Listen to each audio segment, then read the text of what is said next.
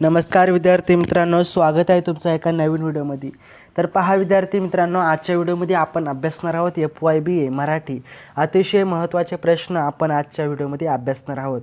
विद्यार्थी मित्रांनो, आतापर्यंत पेपरला जे काही प्रश्न विचारले गेलेले आहेत, मग ती प्रश्न पत्रिका तुमची जुनी का असेना, परंतु त्या जुने प्रश्नपत्रिकेमध्ये जे काही प्रश्न विचारले गेले आहेत, डबल टेबल, ते सर्व आपण प्रश्न एकाच व्हिडिओमध्ये IMP म्हणून पाहणार आहोत. कारण तेच रिपीट होऊन आपल्याला पुन्हा ह्या पेपरला प्रश्न येणार आहेत. त्यामुळे विद्यार्थी मित्रांनो, हे प्रश्न अभ्यासाच्या आधी आपण जर चॅनलवरती नवीन असाल तर आपल्या चॅनलला सबस्क्राईब करा, व्हिडिओला लाईक करा आणि जास्त शेअर करण्याचा प्रयत्न करा. तर पहा विद्यार्थी मित्रांनो, FYBA मराठी सेमिस्टर 2 100% पास होण्याची मी तुम्हाला हमी देतो. कारण हे प्रश्न अतिशय डबल टेबल विचारले गेलेले आहेत. असे हे आपले मराठीचे IMP प्रश्न असणार आहेत आणि या प्रश्नांमार्फत तुम्ही 100% मी हमी देतो अशा प्रकारे तुम्ही पास होऊ शकता. तर चला व्हिडिओला सुरू करूयात. तर पहा विद्यार्थी मित्रांनो, प्रश्न क्रमांक पहिला आहे, नाटक या साहित्य प्रकाराची ओळख करून द्यायची आहे आपल्याला. हा प्रश्न साधारण 300 उत्तरामध्ये म्हणजे 300 वर्डमध्ये आपल्याला शब्दामध्ये लिहायचा असतो. हा प्रश्न साधारण 10 मार्कासाठी येऊ शकतो. खूप महत्त्वाचा IMP प्रश्न आहे. याच्या मागच्या प्रश्नपत्रिकेमध्ये देखील खूप वेळा येऊन गेलेला आहे. त्यामुळे हा प्रश्न गृहीत धरलेला आहे IMP प्रश्न म्हणून. पुढे पहा, प्रश्न क्रमांक 2 आहे, एकांकिकेचे घटक स्पष्ट करा. हा प्रश्न तुम्हाला मिड सेमिस्टर जी झाली होती त्या मिड सेमिस्टरला देखील हा प्रश्न येऊन गेलेला आहे. त्याचबरोबर मागच्या ज्या वर्गात FYला जे आधी होते त्यांच्या पेपरला देखील हाच प्रश्न आलेला होता. हा प्रश्न खूप वेळा आलेला आहे. त्यामुळे आपण हा प्रश्न देखील IMP प्रश्न म्हणून गृहीत धरलेला आहे. आणि विद्यार्थी मित्रांनो, सर्वच प्रश्नांचा अतिशय चांगल्या पद्धतीने अभ्यास करायचा प्रयत्न करा. चांगला पेपर लिहा, चांगले पास व्हा, चांगले मार्क मिळवा आणि यापैकी किती प्रश्न तुम्हाला पेपरला आले होते नक्कीच कमेंट बॉक्समध्ये सांगण्याचा प्रयत्न करा. आणि डेफिनेटली विद्यार्थी मित्रांनो, यापैकी सर्वच प्रश्न तुम्हाला पेपरला येऊ शकतात. पहा पुढे, प्रश्न क्रमांक 3 आहे विद्यार्थी मित्रांनो, अतिशय इम्पॉर्टंट क्वेश्चन आहे. विठ्ठल तो आला आला ही जी एकांकिका आहे ते एकांकिकेमधील पात्र आपल्याला जे 10-15 पात्र असणार आहेत त्या पात्रांची ओळख करून द्यायची आहे. ते लिहायचं आहे, पात्र कोण आहे वगैरे सर्व उत्तर लिहायचं आहे. 10 मार्कासाठी हा प्रश्न असणार आहे. 300 शब्दामध्ये उत्तर लिहायचं आहे. हा देखील ब्रॉड क्वेश्चन आहे विद्यार्थी मित्रांनो.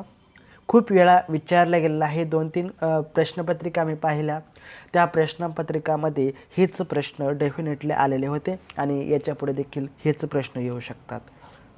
त्यानंतर प्रश्न क्रमांक 4 आहे, संबा ही व्यक्तिरेखा तुमच्या शब्दातल्या. आता संबा म्हणजे हंडाभर चांदण्या. तो संबा जो आहे तो पाण्याची समस्या कशा पद्धतीने सॉल्व करतो, कशा प्रकारे ती अडचण आहे ती दूर करण्याचा प्रयत्न करतो, त्याची व्यक्तिरेखा काय आहे, तो कसा आहे, तो काय काम करतो, त्याच्या रिलेटेड तुम्हाला सर्व काही इथं व्यक्तिरेखा लिहायचं आहे.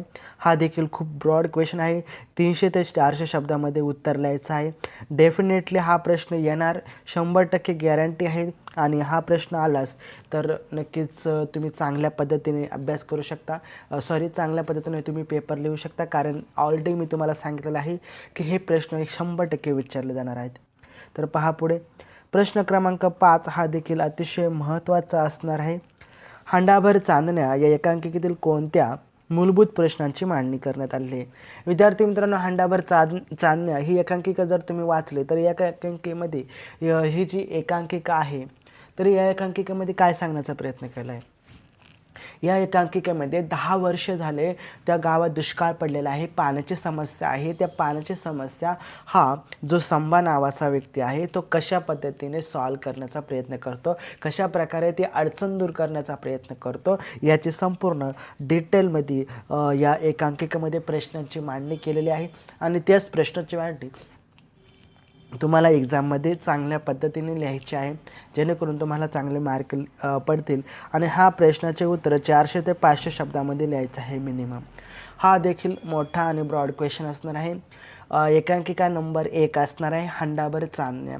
ज्यामध्ये संभा जो व्यक्तिरेखा आहे त्याची व्यक्तिरेखाबरोबरच त्याने कोणत्या प्रश्नांची मांडणी केलेली आहे त्या प्रश्नांची इथं तुम्हाला उत्तर लिहायचे आहे विद्यार्थी मित्रांनो.